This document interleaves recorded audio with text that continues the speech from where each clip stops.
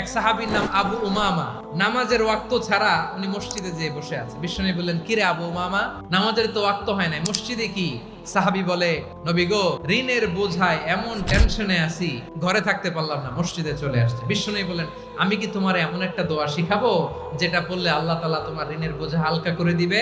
আবু উমামা বললেন, ইয়া রাসূলুল্লাহ, অবশ্যই শিখাবেন। বিশ্বনবী বললেন, তাহলে তুমি পড়বা, আল্লাহুম্মা ইন্নী আউযু বিকা মিনাল হাম্মি ওয়াল হাযান ওয়া আউযু বিকা মিনাল জুবনি ওয়াল বুখল ওয়া আউযু বিকা মিন গলাবাতিদ দাইনি ওয়া কাহরির রিজাল। ও আল্লাহ, তোমার কাছ থেকে দুশ্চিন্তা থেকে পানাহ চাই, কৃপণতা, ভীরুতা, অলসতা, কার্পণ্যতা, এই সব কিছু থেকে, মানুষের কঠোরতা, আমার উপর মানুষের আধিপত্য এবং ঋণের বোঝা থেকে পানাহ চাই। এই দোয়াটা যখন বিশ্বনবী শিখাই দিলেন, আবু উমামা বারবার এই দোয়া পড়েন। আবু উমামা বলে, এই দোয়া আমি পড়তে লাগলাম। কিছুদিন পরে দেখা গেল বিশ্বনবীর শেখানো এই দোয়ার বদৌলতে আল্লাহ তাআলা আমার সব ঋণ পরিশোধের ব্যবস্থা করে দিয়েছেন।